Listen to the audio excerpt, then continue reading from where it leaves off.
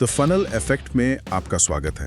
आज हम एक ऐसे कॉन्सेप्ट पे बात करेंगे जो क्लाउड एप्लीकेशंस की दुनिया में बहुत ज़रूरी है। कल्पना कीजिए कि एक बहुत बड़े प्रोजेक्ट पर कई लोग एक साथ काम कर रहे हैं। सब के सब बहुत काबिल है, लेकिन अगर उनमें कोऑर्डिनेशन ना हो तो केओस हो सकता है। बिल्कुल। कोई किसी का काम बिगाड़ सकता है, कोई ज़रूरी रिसोर्स को ब्लॉक कर सकता है।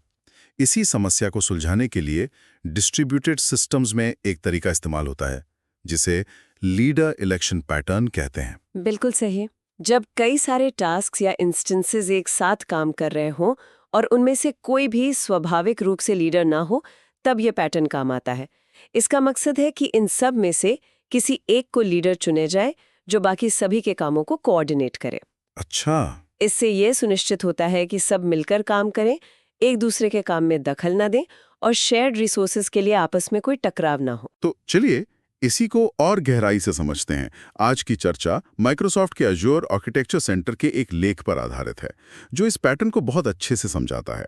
हमारा मकसद है ये जानना कि ये पैटर्न क्या है, कैसे काम करता है और इसे कब इस्तेमाल करना चाहिए। तो सबसे पहले इस समस्या को थोड़ा और समझते हैं। क्लाउड एप्लीकेशंस में हॉरिजॉन्टल स्केलिंग आम बात है। मतलब लोड बढ़ने पर एक ही टास्क की कई कॉपीज एक साथ चलने लगती हैं। अगर ये सभी कॉपीज एक ही शेयर्ड रिसोर्स, मान लीजिए एक फाइल या डेटाबेस पर लिखने की कोशिश करें तो क्या होगा? यहाँ पर कंटेंशन की समस्या आती है। कंटेंशन। हाँ, हर इंस्टेंस दूसरे के किए गए चेंजेस को ओवरराइट कर सकता है, जिससे डेटा करप्ट हो सकता है। यहीं पर लीडर इलेक्शन पैटर्न एक समाधान के तौर पर आता है। ये कहता है कि इन सभी पेयर इंस्टेंसेस में से एक को लीडर चुन लिया जाए।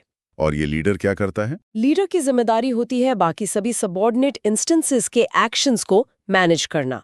वो तय करता है कि कौन सा टास्क कब शेयर्ड रिसोर्स को एक्सेस करेगा। दिलचस्प बात है। हाँ, और दिलचस्प बात यह है कि ये सभी इंस्टेंसेस एक जैसा ही कोड चला रहे होते हैं, इसलिए उनमें से कोई भी लीडर बनने की काबिलियत रखता है। अच्छा, इसीलिए चुनाव की प्रक्रिया बहुत सावधानी से मैनेज की जानी चाहिए ताकि एक ही समय पर दो लीडर ना बन जाएं। तो यहाँ पर ये बाकी दिलचस्प हो जाता है। लीडर चुनने की प्रक्रिया कैसी होती है? क्या इसके कुछ एस्टैब्लिश्ड तरीके हैं? हाँ, कई रणनीतियां हैं। एक बहुत आम तरीका है racing to acquire a shared distributed mutex. Mutex ये थोड़ा टेक्निकल हो गया। म्यूटेक्स को आप एक ताले की तरह समझ सकते हैं। जो टास्क इंस्टेंस सबसे पहले इस ताले पर कब्जा कर लेता है, वही लीडर बन जाता है। ये तो एक दौड़ की तरह लगता है। लेकिन अगर लीडर फेल हो जाए या नेटवर्क से डिस्कनेक्ट हो जाए तब क्या होगा? वो ताला तो उसी के पास रह जाएगा। ये एक बहुत महत्वपूर्ण सवाल है। सिस्टम को यह सुनिश्चित करना होता है कि लीडर के फेल होने की स्थिति में म्यूटेक्स रिलीज हो जाए ताकि कोई दूसरा इंस्टेंस लीडर बन सके। और भी तरीके होंगे? हाँ, बिल्कुल। इसके अलावा कुछ फॉर्मल एल्गोरिदम्स भी हैं, जैसे बुली एल्गोरिदम, राफ्ट कंसेंसस एल्गोरिदम या रिंग एल्गोरिदम। ये एल्गोरिदम्स मानते हैं कि चुनाव में हर कैंडिडेट की एक यूनिक आईडी होती है और वे एक दूसरे से रिलायबली कम्युनिकेट कर सकते हैं। और सबऑर्डिनेट इंस्टेंसेस को कैसे पता चलता है कि उनका लीडर अभी भी एक्टिव है? वे लीडर को मॉनिटर करते रहते हैं। कैसे? या हार्ट बीट मेथड या पोलिंग के जरिए हो सकता है। अगर लीडर अचानक टर्मिनेट हो जाए या नेटवर्क फेलियर की वजह से अनअवेलेबल हो जाए तो सबऑर्डिनेट इंस्टेंसेस को तुरंत पता चल जाता है और फिर वो नया चुनाव शुरू कर देते हैं? बिल्कुल, वे एक नया लीडर चुनने की प्रक्रिया शुरू कर देते हैं। चलिए इसे एक असली दुनिया के उदाहरण से समझते हैं। दिए गए सोर्स में अज्योर ब्लॉब स्टोरेज का जिक्र है। ये कैसे काम करता है? माइक्रोसॉफ्ट का ये उदाहरण दिखाता है कि कैसे अज्योर स्टोरेज ब्लॉब पर एक लीस का इस्तेमाल करके शेयर्ड म्यूटेक्स बनाया जा सकता है। लीस? हाँ, एक ब्लॉब लीज किसी ब्लॉब पर एक एक्सक्लूसिव राइट लॉक होता है। मतलब एक समय में सिर्फ एक ही इंस्टेंस के पास उस ब्लॉब का लीज हो सकता है। तो जो इंस्टेंस सबसे पहले लीज हासिल कर लेता है वो लीडर बन जाता है? बिल्कुल, और वो तब तक लीडर रहता है जब तक वो खुद लीज छोड़ ना दे या उसे रिन्यू ना कर पाए। और बाकी सब? दूसरे वर्कर इंस्टेंसेस उस ब्लॉब लीज को मॉनिटर करते रहते हैं। अगर लीडर अनअवेलेबल हो जाता है तो उनमें से कोई और लीज हासिल करने की कोशिश करता है। सोर्स में सी शार्प कोड का भी जिक्र है, जैसे ब्लॉब डिस्ट्रीब्यूटेड म्यूटेक्स क्लास। इसका क्या रोल है? हमें कोड की बारीकियों में जाने की जरूरत नहीं है, लेकिन कॉन्सेप्ट समझना जरूरी है। ब्लॉब डिस्ट्रीब्यूटेड म्यूटेक्स क्लास एक तरह का टूल है जो वर्कर इंस्टेंस को लीज हासिल करने में मदद करता है। अच्छा। अगर लीज मिल जाता है तो वो इंस्टेंस लीडर बन जाता है और उसे सौंपा गया कोऑर्डिनेटिंग टास्क शुरू कर देता है।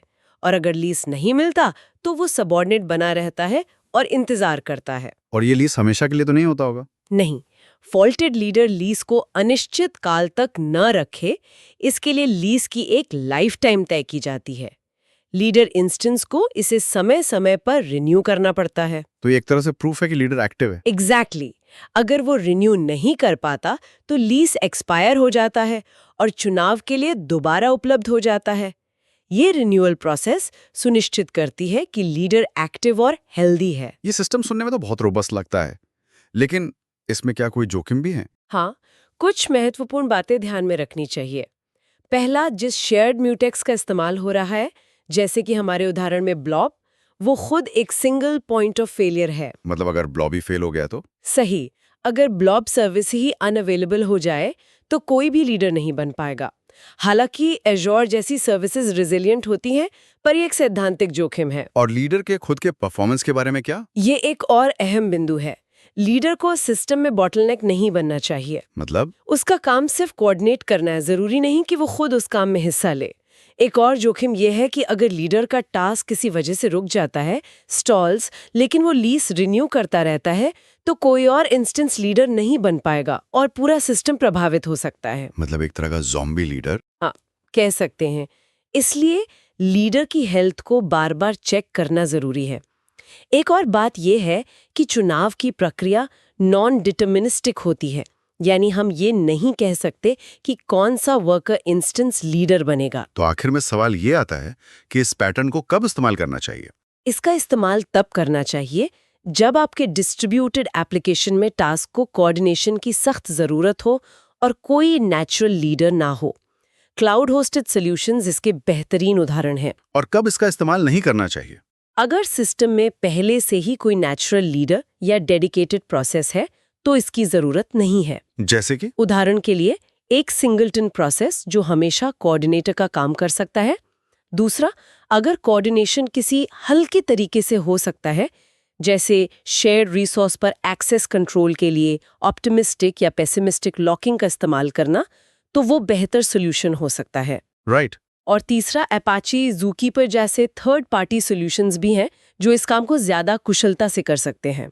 तो वीडर इलेक्शन पैटर्न एक शक्तिशाली तरीका है डिस्ट्रीब्यूटेड सिस्टम्स में व्यवस्था और कोऑर्डिनेशन बनाए रखने का।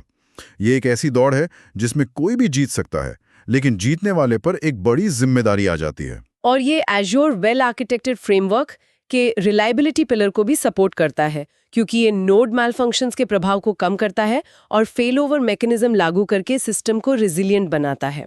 आज की इस चर्चा को खत्म करने से पहले सोचने के लिए एक विचार छोड़ जाते हैं। सोर्स बताता है कि ये चुनाव प्रक्रिया नॉन डिटर्मिनिस्टिक है, यानी इसका कोई तयशुदा नतीजा नहीं होता।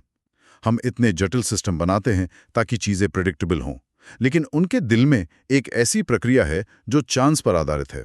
ये हमारे बनाए हुए डिजिटल वर्ल्ड में कंट्रोल और अनप्रेडिक्टेबिलिटी के बारे में क्या कहता है?